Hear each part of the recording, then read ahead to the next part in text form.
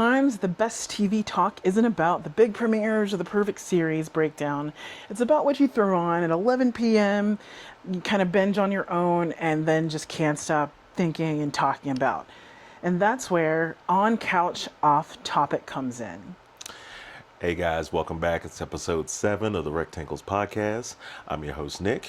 And I'm Janackeh, and today we are switching things up. This is going to be our first On Couch Off Topic episode where it's just kind of our freestyle series where we talk about the random wildcard stuff that we've each been watching separately. We both have a lot of similar tastes, but we both have a lot of very, very different taste in streaming media and different shows that we like to consume. So we wanted to kind of get a little into the weeds about the things that we individually like to watch. And it'll also give you an idea of kind of our separate interests outside of the shows that we talk about together. So we're going to get things started with Nick is going to talk about, a show or a movie, and I don't even know what he's going to bring up, so this is a surprise to me too.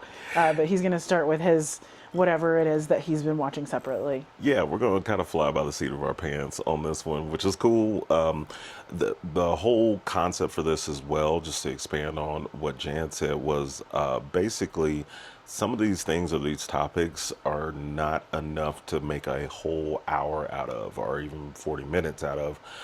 And some things I feel like aren't finished ideas yet, like these are currently running shows or maybe smaller miniseries. So yeah, it's probably not enough to dedicate our what I like to call book reports, essentially, of all the research we put into each episode.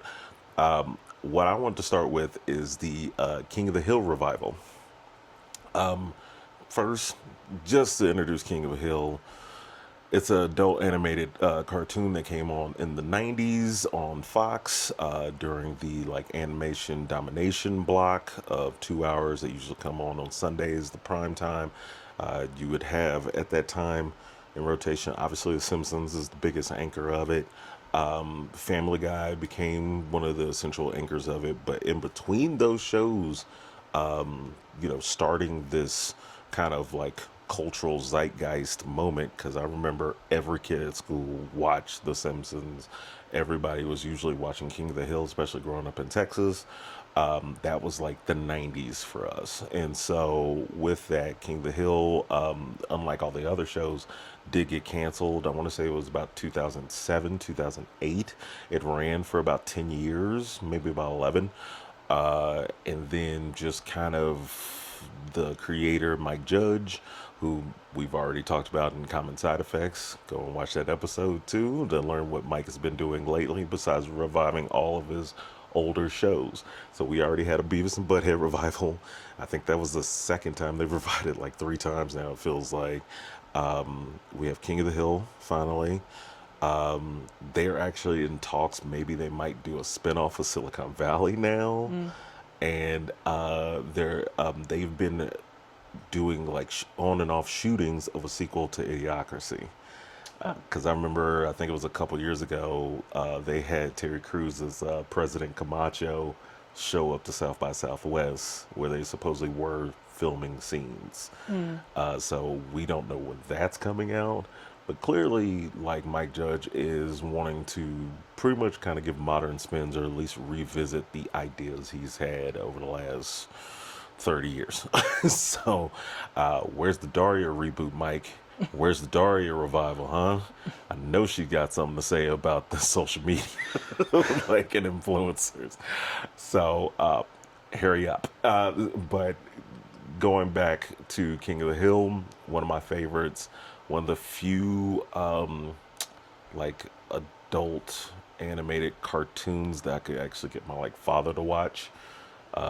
We always jokingly just called him Hank Hill because he was so kind of repressed in a similar way that Hank was, somewhat liberal, somewhat conservative about things, and just all around Texas. So if you don't know about King of the Hill, just as a quick synopsis, it's a focusing on a middle class family in the fictional town of Arlen, which is kind of based off of Harlan, Richardson. Um, I would say even like Round Rock, uh, places that are essentially the smaller cities that are attached to the major cities of Texas. It's funny, we were both watching this. Mm-hmm. This is something we both were watching, but for me, it was just like really important because it's like my childhood. It's specifically to do with like the neighborhoods I was running around growing up in, especially like growing up in Fort Worth, being kind of like the the older but smaller brother of Dallas.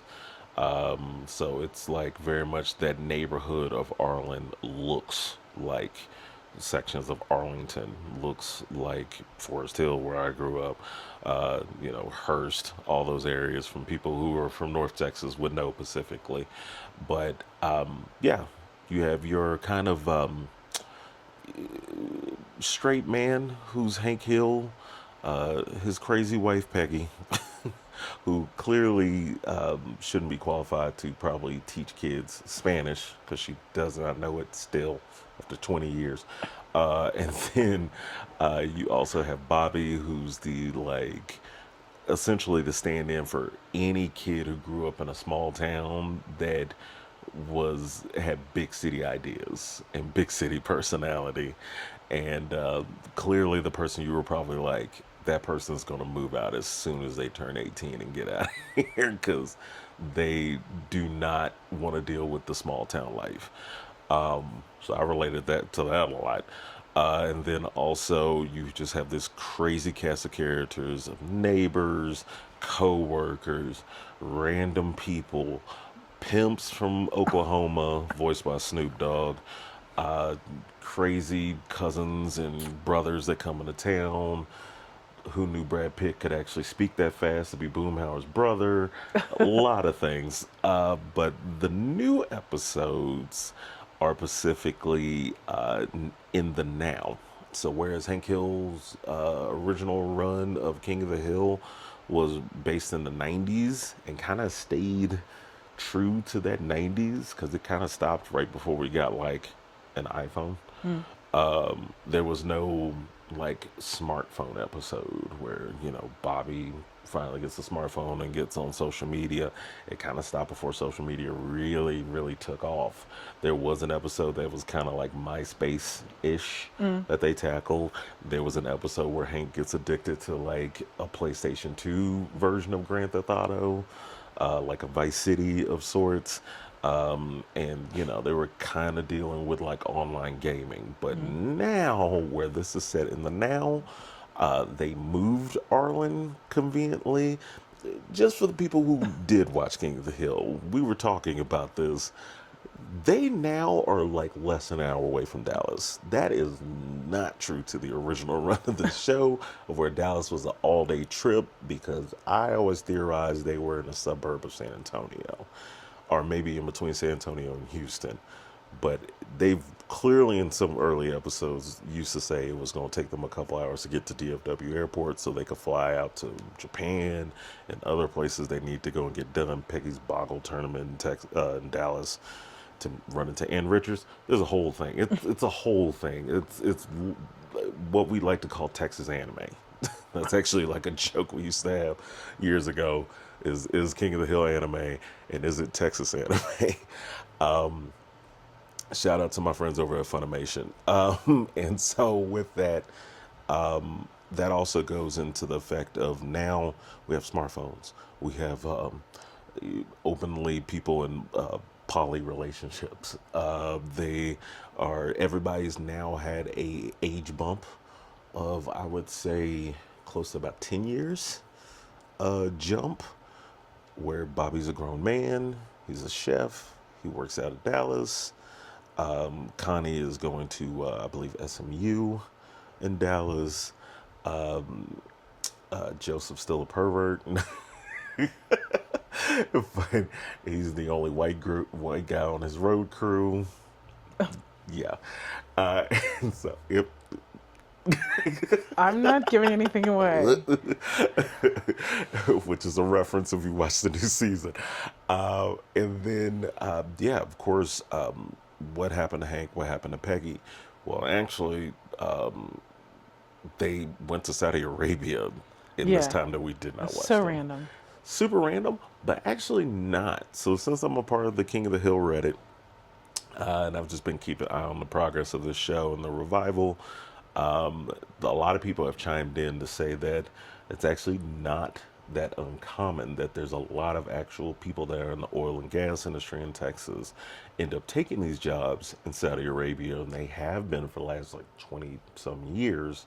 So it's actually not that far fetched of if they needed a propane specialist to go and like power the soccer stadium that ends up becoming one of part of the subjects are those things that they actually have inside of Saudi Arabia.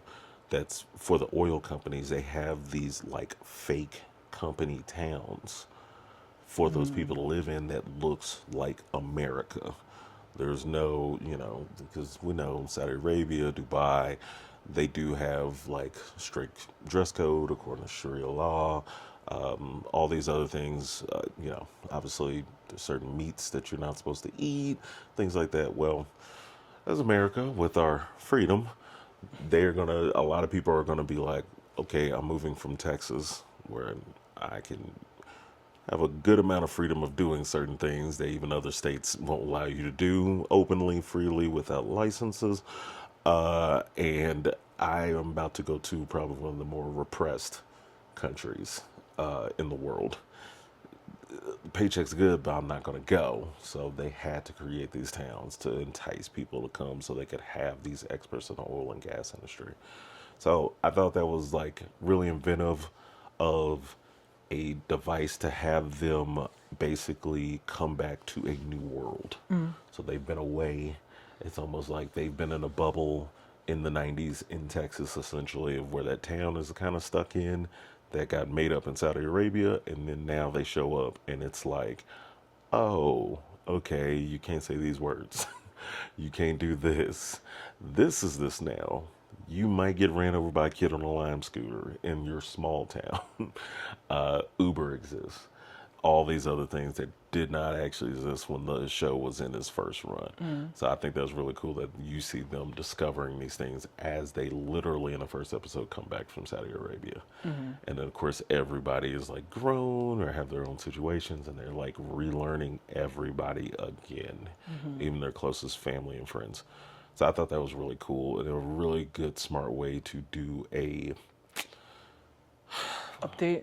yeah, and so that's why I was kind of stuck on what it is this thing because it's like season 14. They didn't restart it. It's not Yeah. rebanded. Yeah. It's not King of the Hill Reborn or something like that. It's just King of the Hill.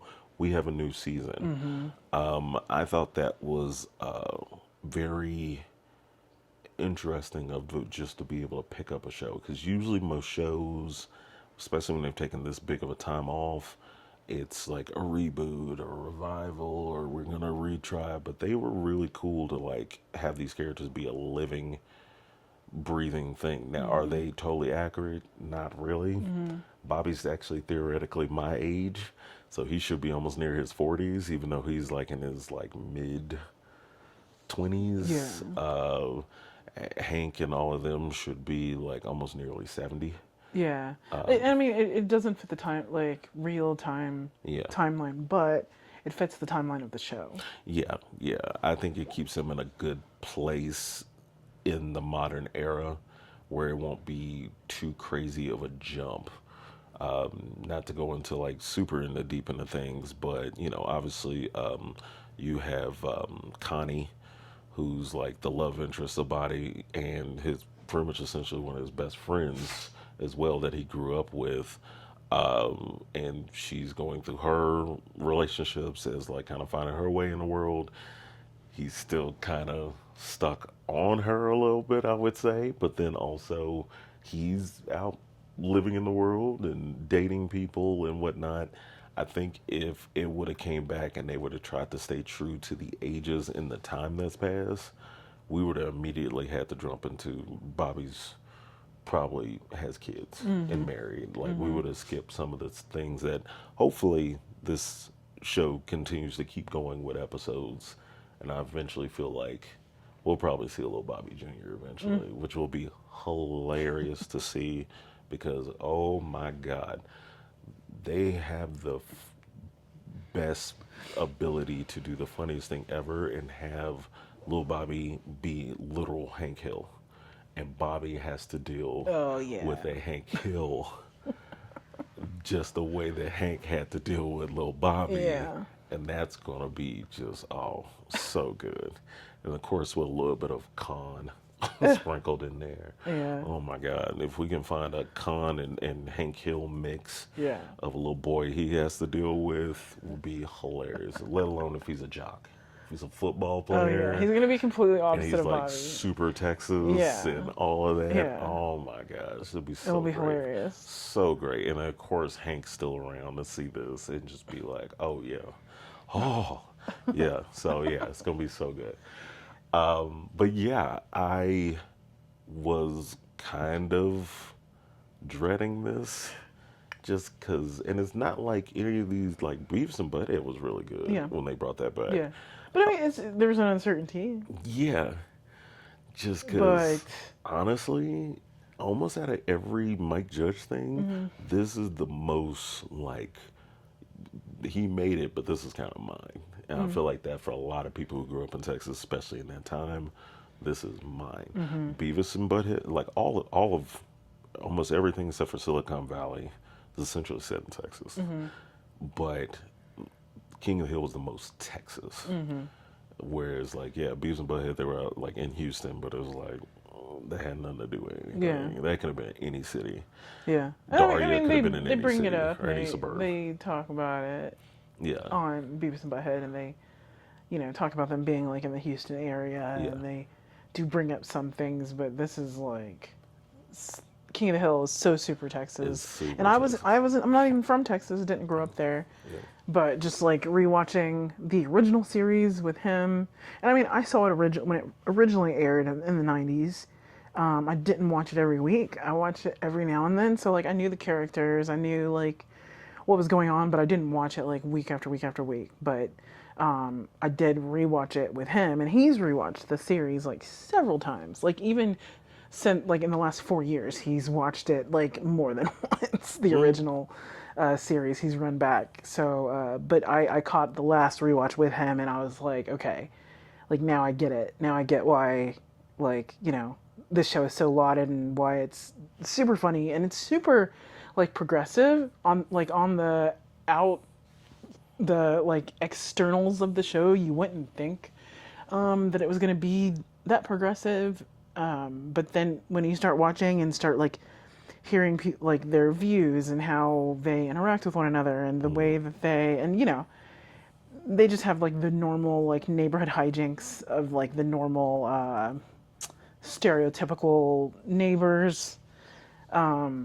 It's so funny and so great, and so I was anticipating the the new episodes, but also I was like, oh, they could really mess us up. But I will say personally, I thought they did a great job. I just it was super funny, it was super relevant, it was on time, but it stayed true to the roots of like, I feel like with King of the Hill, the original episodes, there was always like a lesson that was being learned. Honestly, I feel like the lessons were mostly for Peggy and Hank that they were learning. But yeah, there was always a lesson, and they stayed completely true to that and made something like, while the show's very funny, it's also very like heartfelt and sentimental in a lot of ways, and they just like captured that so well, and I was just like, they did this so good, and I really, really, really, really, really hope that they continue with more episodes, because the other thing I wanted to bring up, I really liked that they took the original characters. And I don't know if you were going to go into this, but the original characters that were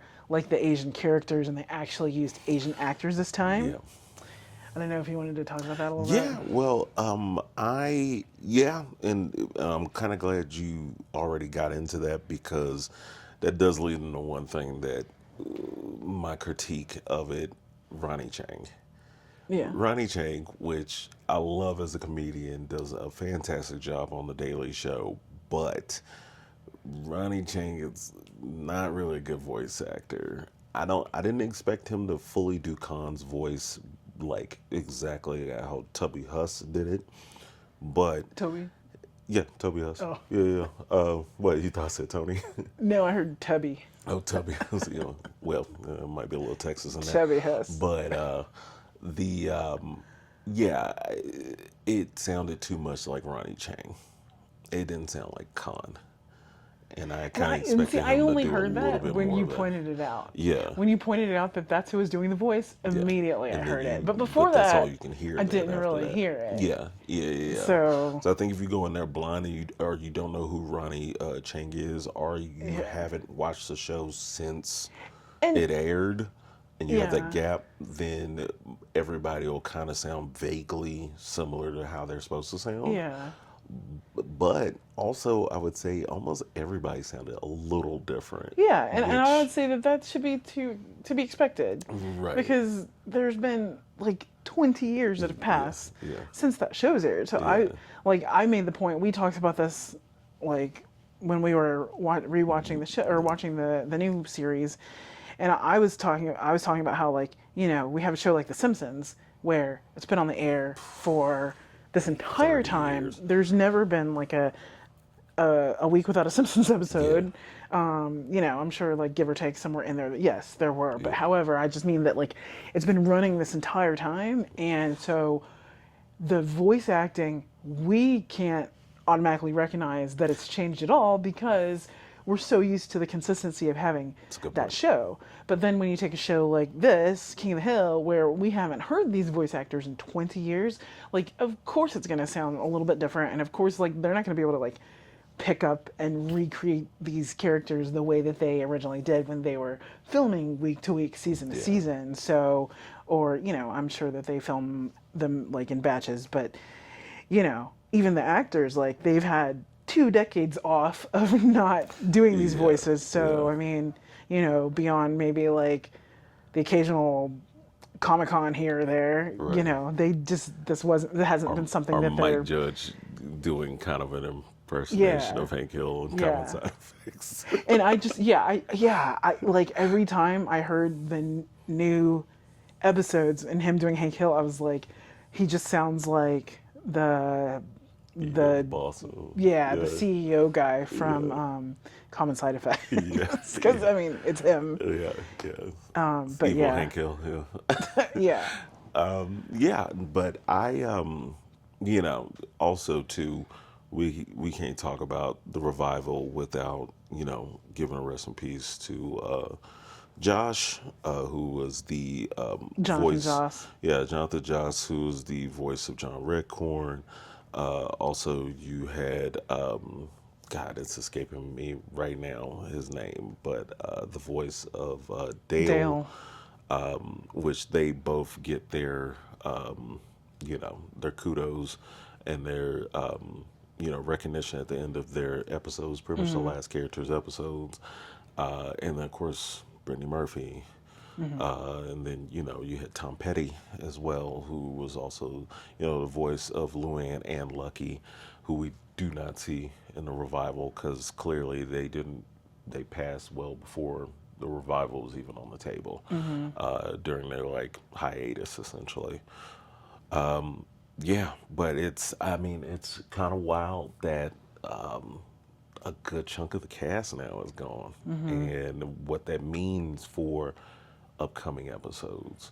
Now, of course, Toby took over like voicing duties, so there was only 2 characters he really did.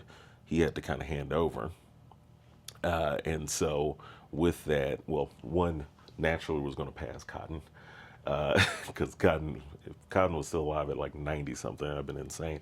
And then having to give up Khan. And so it's kind of cool that Toby was still like involved with the production of it, and he does a pretty decent job. Now, does Dale sound a little off? Yeah, but all of them kind of sound off. Yeah. I know that Boomhauer is actually a little slower, and I don't know if that's just because Mike Judge is just getting older and he probably can't speak that fast on that speed. But it also makes sense that Boomhauer also would be a lot older and probably just not be all like, you know what I'm talking about, man. I'm gonna do that, man. So it's kind of interesting how like everything kind of played together the right way. Yeah. With everybody sounding a little different, because yeah, as you get into like your 60s and all that, like the adults from the original series are kind of in. You are gonna sound a little different. So, let alone some of them are avid smokers like Dale. Yeah, his voice probably should be even worse than if we want to go for accuracy and also, exposure to pesticides. But And every other crazy thing that he does. every other crazy thing that Rusty Shackelford does. And so that's kind of my bit on that. I think that pretty much everybody, one, should give it a shot, even if it's not your cup of tea. King of the Hill will definitely surprise you just because you may come in thinking it's The Simpsons, or you may think it's on the other extreme. You may think it's Family Guy, but it sits somewhere in the middle. They can get a little wild sometimes on some of the like episodes, and it's also super regional, but so is South Park. So, and even though, yes, we do live in Colorado currently, and it does make a difference on us knowing certain South Park regional jokes. I think that A big difference. does make a big A difference. big difference. Because But- especially when they did the specials, Oh yeah, like we knew exactly what they were making fun of and like the different like things about the city and different counties the water and crisis. yeah, like it's all super The local. streaming crisis. Yeah, it's all like super local Yeah. and it's so much funnier or It makes is. a lot more sense when you live here. Yeah. Yeah, but I think that's also that might be true about a couple other lot of things too. yeah, Like yeah. Family Guy is like famously like Northeast, Quahog, Maine, Rhode Island, that type of area. I've never lived there, so there might be some little small things that those of us who don't live in that area might be missing. But does it make it not a good show, even if you don't get maybe some of the regional jokes? No. So Yeah. that's definitely my vote for folks to put onto their TV watch list. So what do you got? Well, I, on the other hand, when it's just me, watching things, I love like true crime documentaries, most of the documentaries, period. Like full stop. If it's a documentary, I'm going to give it a chance. I'm very drawn to like real people's stories and like, they also help me to understand things throughout history that I may not have learned about or just didn't have a full understanding of or like never heard like the full story of. That's why I love watching documentaries. So two that and it's interesting that like how we usually do comparisons of different shows in our episodes. Well, I'm in this little segment I'm gonna compare two different documentaries that I watched, and I actually watched them back to back on purpose because I wanted to see the difference. But I kind of earlier this year really got on this like thing with the Oklahoma City bombing and Timothy McVeigh. So that happened in 90. Ooh, I'm gonna get the year wrong. I want to say I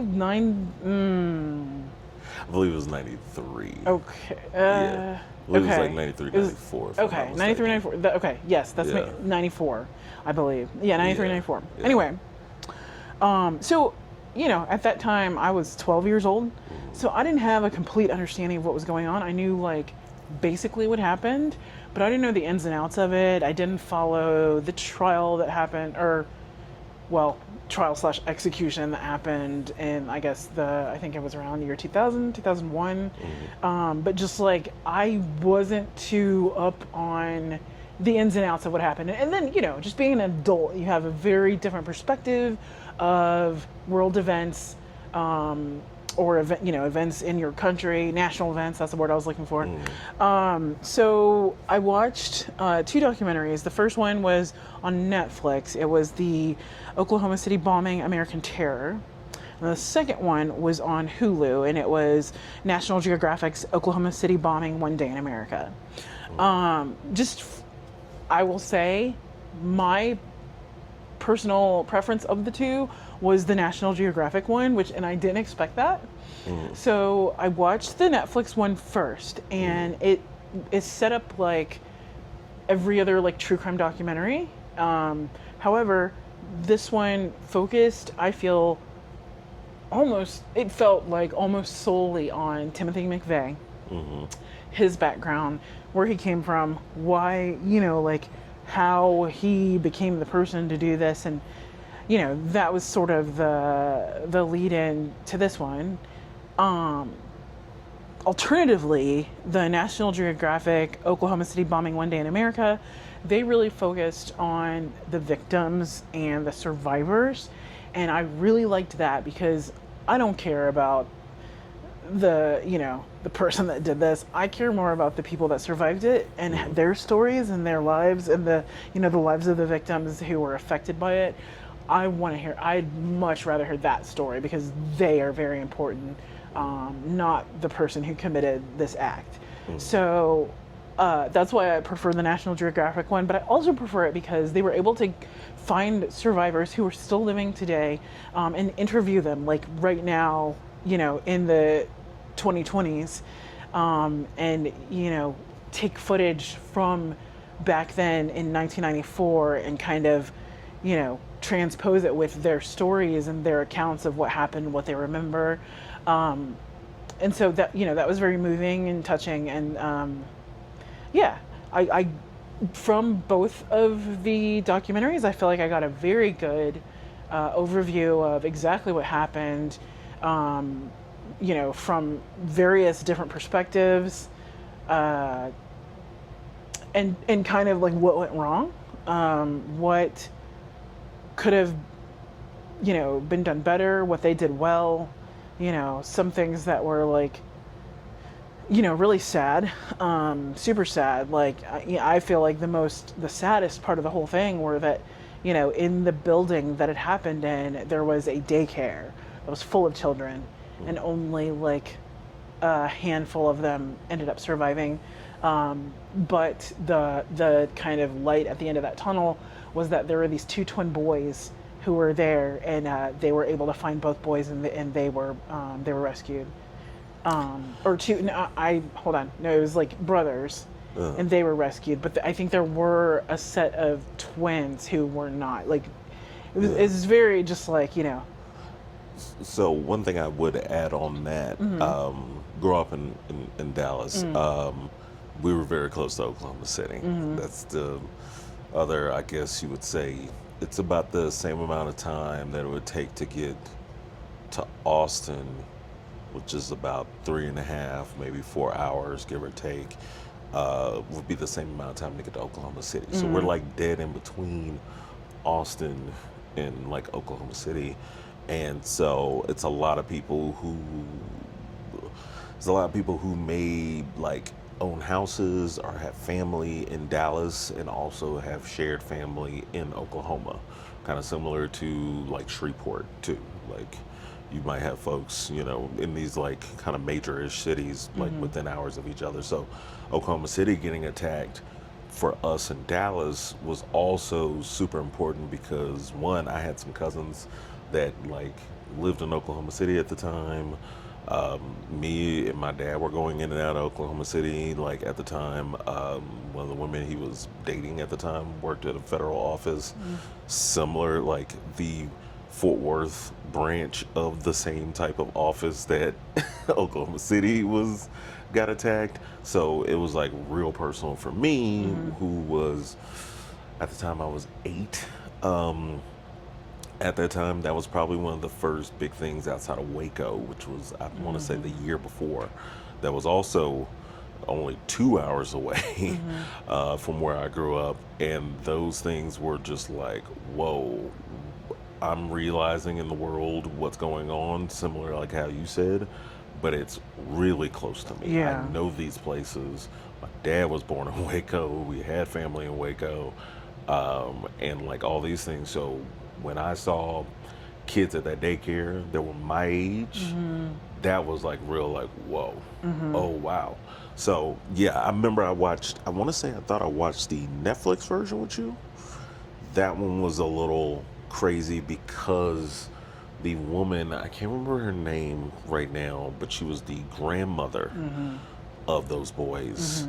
And I remember specifically seeing her on the news then. At the So it was time, like yeah. so wild of like, it's almost like you're seeing somebody that you may have saw 20 years ago as a kid at the family reunion. You're seeing them again. You're like, oh wow, yeah, you look familiar, but you're different. That was like real kind of like, oh man. When I saw her, I kind of sat down and watched the rest of it because I was like, wait, I remember that lady. Like, what's going on here? So yeah, I thought that was like really crazy as a like a more local perspective on that. Yeah, it was really like, whoa, like we're really getting into this, huh? Yeah. Like, yeah. And like, he brought up Waco. Well, that kind of ties into the documentaries because they bring up the point that, to me, the whole reason Timothy McVeigh even did this is because he saw how the U.S. government handled the Waco situation. Yeah. What's his name? Wait. Oh, the leader of Waco. Yeah, David yeah, Koresh. David Koresh. So that whole thing, like, Timothy McVeigh saw how the government handled that, and that's why he said one of the reasons why he did what he did in Oklahoma. Yeah, which I mean, the thing about Waco was also attached to Ruby Ridge before that, and that was like just horribly mismanaged and handled by Janet Reno and the folks at the FBI at the time, and so that just made a cascading waterfall of just blunders and errors by the Clinton administration in the 90s, which I feel like coincidentally also led to the government not keeping up with white supremacist groups and things like that as they should have had, and they were a lot more serious about. If you look at the things that, like, say for instance, there's a movie that we're soon to be watching, we may cover on this podcast, that's more based here in Colorado, that's also tied into the situations that lead to Ruby Ridge. So it's been a ongoing thing of white supremacists and them being tracked by the federal and local governments, like Black Klansmen out of Colorado Springs, those type of deals. Of The movie is The Order, by the way, yes, if you're it wondering. is The Order. Yeah, it is The Order with Jude Law and Nicholas Hoult. Yeah. So yeah, those things. It's interesting for us in this time that we're in currently as of filming in 2025. Of white supremacist groups being on the major forefront and doing all these things, and there was once a time of where the government were on top of these guys, but they were with such a heavy hand that even the public was just kind of like, yeah, there's some dudes out in the woods probably not doing some stuff that I would really care for them to do, but were they killing anybody? Were they hurting anybody? Yeah. No. But I mean, it just kept going. Because then that just reminded me of 96.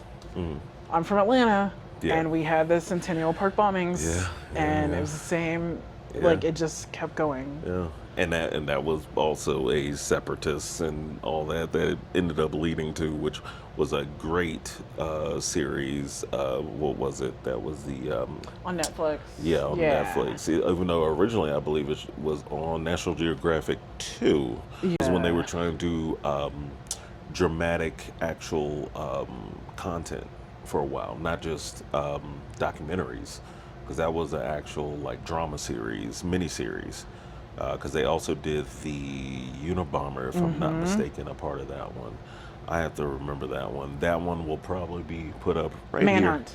Manhunt. That Yeah. was great. That one was called Deadly Games. Deadly Games, which was I felt like was better. I think that was the second season And see, I liked both of of that them. one. Yeah. The first season was okay. The first one was Manhunt Unabomber. Yeah. And then the second one was Manhunt Deadly Games, which Yeah. was about what happened at the Atlanta Yeah, 96 bombing. Olympics. Yeah.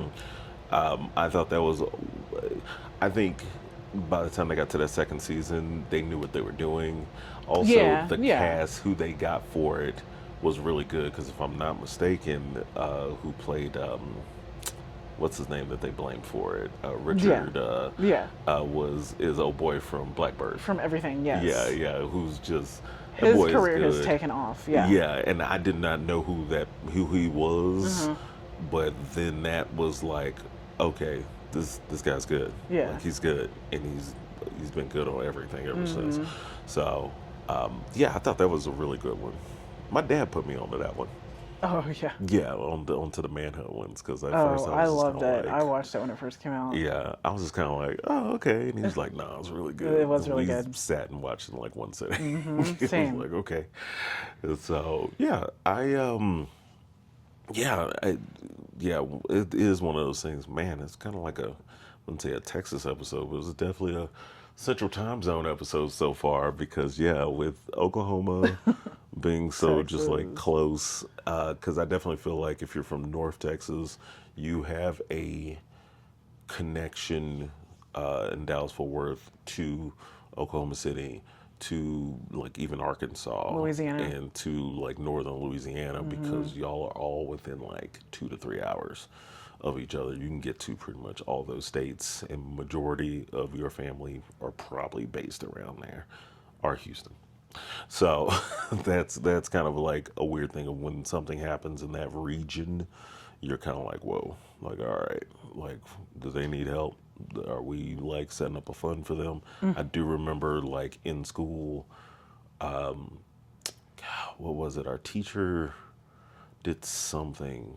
I think we changed, like, she changed the curriculum, like Oh, when wow. that happened, and we were maybe writing letters to the kids of Oklahoma or something Oh, wow. like that. Yeah. So I remember that. Yeah, that was a real interesting time in Texas. Politics was changing. We had Ann Richards. It was a lot going on. So yeah. What you got next? Well, what I have is it was a complaint. Okay. It's a complaint. So, which I don't feel like I get to really complain about things in the industry or what's going on with TV or the state of things. So this is kind of my, in the words of Peter Griffin, what grinds my gears. What grinds my gears is having rigid structures to what you would call terrestrial TV. For those that are not old enough to remember when we used to actually call it terrestrial TV, it's when the little rabbit ears used to be connected to this big old box that didn't have that big of a screen, and it was in 4:3 format, right? Yeah, it's that SD. That ain't that HD. That's the SD. You might have Yeah. to smack it on the side to get that picture to sharpen up. So what I'm really complaining about is the school year schedule of shows. I think we need to grow out of it. I think we need to stop waiting for the fall to have the 911s or the rookies, I don't know, Tulsa King, whatever else is on just regular, degular TV. And even sometimes HBO and all of them are also, cable in general, is kind of guilty Cater of to all that these schedule, things. yeah. And it's like, we watch TV on our All own the schedules time, now. yeah, all We the watch it time. all the time. We watch it on the plane. I watch it, I can almost watch it on my watch. Yeah. I watch it on the headset. So it doesn't really matter where I'm at. I know most people are probably watching shows on the toilet. Like, you might be watching this on the toilet. I have no clue. But you have the freedom to watch whatever you want to watch at any time. Literally at any So time. why does Fox, NBC, ABC, CBS, everybody, TBS, still stay to that same schedule, right? And it's confusing and it kind of throws me off when we get the whole season of The Bear in In one one, weekend. yeah, Randomly, it kind of seems like during the summer nowadays, yeah, and it just drops. And that's fine. But then also at the same time, why do I need to wait till after Labor Day to get the next episode of whatever Ryan Murphy is cooking up? yeah. Does it really This is matter? true. Are y'all doing it for the Emmys? Like, what are y'all doing? Like, can we just, when it's done, just put it out. Just put it out. It doesn't matter. It actually probably doesn't even save your show. I feel like Dr. Odyssey, who just recently got canceled, could have probably did better during the summer. Yeah, It felt like a summer show. yeah, because that's when people were taking cruises. Didn't feel like it made sense when it came back after the Christmas break. It's just like, well, especially where we're at, it's freezing, bro. Why does it? Right. Okay, I'm glad you're in San Tropez, I guess, but what does that got to do with anything? Like, it doesn't have to do with anything. It would make more sense of if you're gonna do 22 episodes, knock those 22 episodes off schedule. We shouldn't have schedule for TV. Like, we're done with schedule TV. Like, we're done with, I mean, I guess the only thing that should be on the schedule nowadays, I guess, is sports because it's just, it's Yeah. live. They're in, well, not in Oakland anymore, but they're in Vegas playing right now as the Raiders. Like right now, at this moment, everybody needs to be here. This is a scheduled event. That makes sense that that needs to be on a strict schedule. Whenever, whoever, Tyler Perry, 50 Cent, Ryan Murphy, whoever, all these major showrunners, uh, Shonda, whenever they just get an idea, just drop it. Just drop it. Doesn't matter. Just start the episodes now. Doesn't matter. We're filming this in August. Everybody is like, conveniently, you can tell, is just waiting to come back. And it's like, well, okay, yeah, we have a lot of stuff to watch. There's Netflix, there's an entirety of the internet. But I'm also sitting around waiting for blank, blank, so and Specific so. shows, yeah. Matlock, even, whatever, Ghosts. Yeah. Just naming a whole Oh, bunch of CBS Matlock's shows. so good. And it's just like, yeah, but it's weird when that timing is so off because they're trying to adhere to a schedule. Elizabeth, okay, another CBS show. I don't know when that season, like when that No, schedule is. but that one, it feels like it just keeps coming back. It just keeps coming back. I Like felt when they're like ready. the It feels show's like only that been one- on for 3 years, but they're now they're No. starting to cram in 4 seasons. I feel like it's been on for 2 years and they're cramming in 4 seasons. And it may be they're really pumping them out, and Yeah. I do like what the Kings are doing with that, where they're just whenever they're getting them out, they're getting Yeah. them out. And then also it does seem like they're taking massive pauses Yeah. between, maybe for filming, maybe for other things, maybe just because they're really trying to film in New York. And so, yeah, I like that they're just dropping it whenever, Yeah. because that feels fresh, feels new, No, but keeps me we engaged. just ended the season 2. So it's season 3 that's coming. Is that Or season 3 just started. Yeah. Oh, okay. Yeah, it's just the 13th. Yeah, it's only been But still. like a year and a half. But Okay. yeah. Yeah. Well, Yeah. in that case, they're still pumping it out at a high No, clip. absolutely. Absolutely. Versus, say, what the last show was, Evil, and it kind of felt like it took them a while. And also there was COVID, but it was still like it still kind of took them a while to kind of get a lot of In that the stuff groove, going. yeah. Whereas, like I would say before that, looking at the schedules of Good Wife, Good Fight, they were pretty consistent of like knocking those out in that timely manner. I guess CBS wanted, and also who also knows, because CBS is more. You can definitely tell they're putting more of their money towards Paramount Plus. And maybe that's what's changing that schedule of just dropping whenever they feel like. Yeah. But I think everybody should adopt that. And so that's my soapbox rant is just give us the content, man, when it's done. Don't make a big deal out of it. You can do all your promotional time when I mean, just have your ducks in a row and just get it out there. But I think you're losing people's attentions nowadays.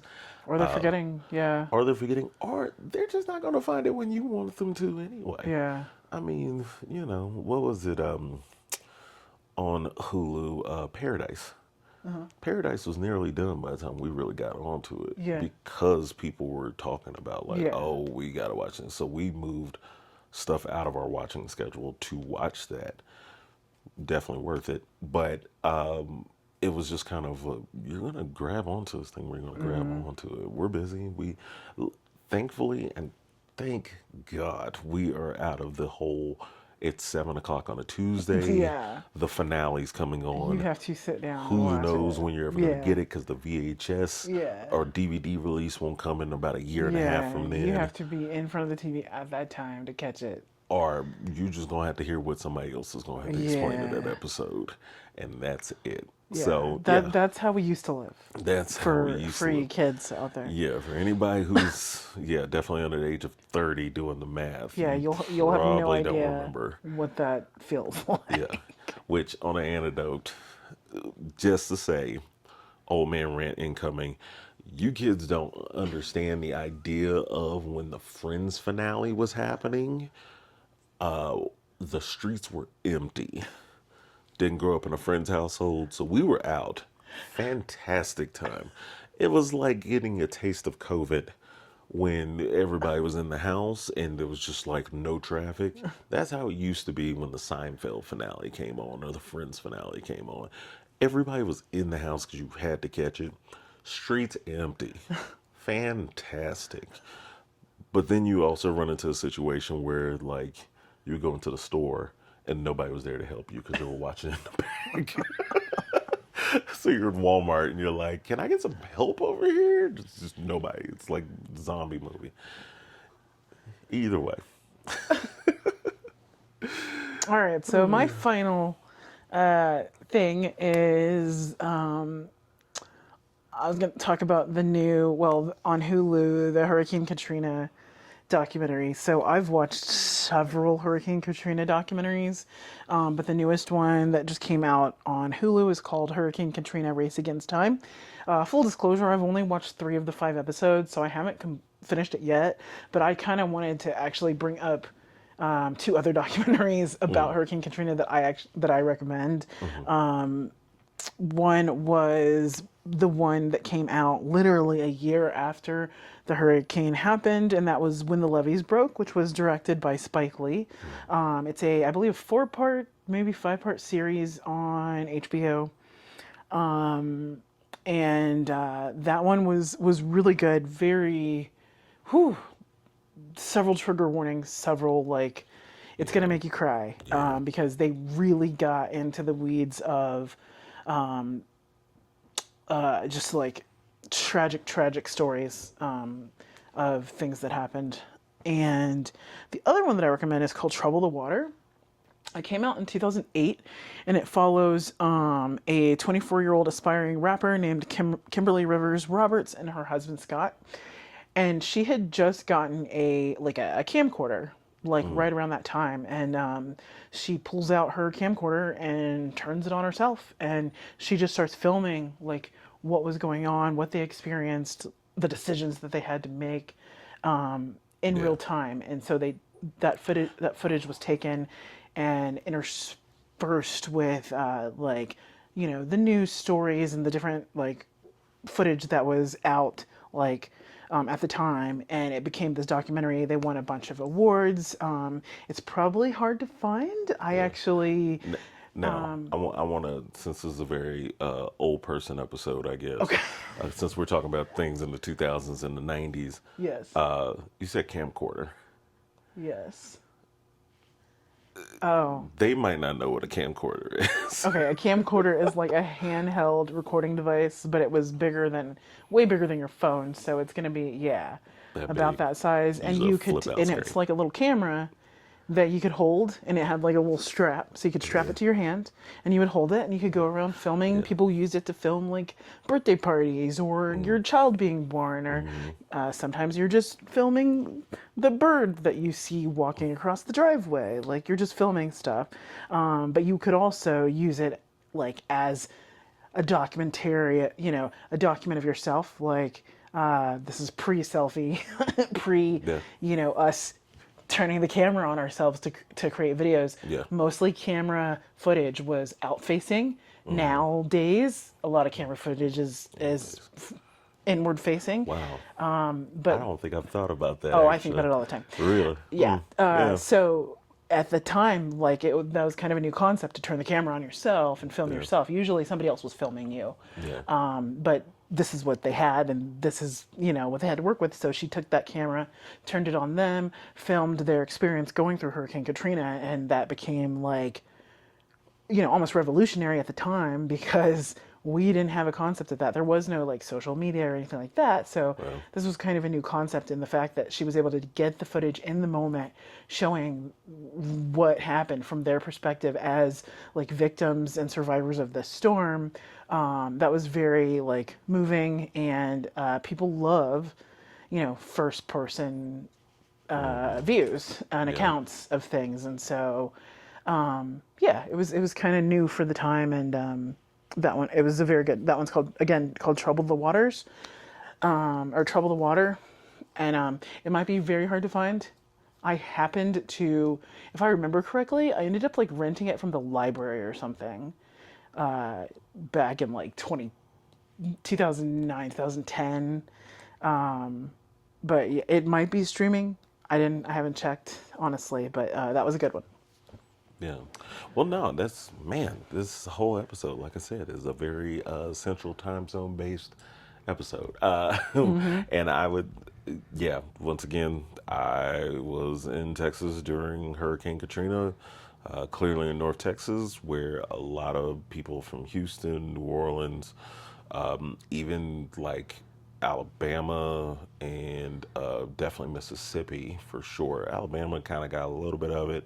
Mississippi did get hit just as badly as New Orleans, just because that is a coastal state. I think a lot of people don't like think of Mississippi also having beaches and things like that. They do. Alabama does too, and so yeah, it's kind of interesting to really think. Wow, almost 20 years later. As of filming that like a lot of things changed. I remember I was freshly out of high school, probably a year out of high school. Everything changed for us in North Texas. We had a huge influx of people just show up, and majority of them stayed. This kind of how the Metroplex in Texas like blew up and is now one of the like top 10 biggest cities in the United States is because of Hurricane Katrina. Like a good quarter of New Orleans, I can say pretty much live in Dallas now. And they've been living there now for like almost 20 years. And that's the documentary that still needs to be made. I don't know. I'm probably not going to be the one to make it, but I would love to see it. I would love to have somebody talk about that subject because while it is a horrible thing that happened and the failure of municipality, state, and federal government at the time with Bush. The Army Corps of Engineers. Yeah, the Army Corps of Engineers, the mayor, the governor. Yeah, he did jail time for that. It being a majority black like city Yeah. and like. And I will say, Yeah. one of the things about the newest documentary, they do point blame where it's owed, and they do cover a lot of the logistics of how it happened. So like if you like, I'm just gonna give like a brief. If you don't know the story, it wasn't the storm that caused such a commotion. It actually wasn't Hurricane Katrina itself, because the storm was actually very mild from what they expected. What happened was after the storm had completely already passed, the city kept filling up with water, and they were like, this isn't supposed to happen. And it was because the levees broke. There's levees that kind of keep the water back in New Orleans, but the levees broke, which meant that all of the waterways that are even in the city, parts of, I believe it's parts of the Mississippi River, all of that flooded, and the water level just kept rising. Well, they're under sea level there. So the water is just going to keep going, and there's no place for it to really get out, because once you have the water in there, there are other levees, and so that's just trapping the water that gets in there in. It's just a big bowl that filled up and didn't have a place to let out. So that's what caused the majority of what happened there, and that they talk about in the newest documentary. From the first 3 episodes that I've seen, they go into great detail about the even like the design, and they go back to hurricanes that happened before Katrina to talk about, how and they even interview some people who still work in like for universities in the New Orleans area, who say and said at the time, this is going to happen. I'm telling you, this is going to happen. There's this one professor in particular, one engineer in particular, who he had been saying this and raising the alarm for years before Hurricane Katrina happened, because he saw what had happened before, and he kind of did the math, and he was like, oh, we're due for, the big one to hit. And so they interview him and they talk to him a lot, and he keeps saying what he always said. And they even have footage back in the day of him, saying that this is coming, this is going to be a problem if we don't fix it, and they didn't fix it. And so I do recommend that the newest documentary, like for that very reason, that they do go into like the issues and problems, and they point fingers and place blame where it needs to be.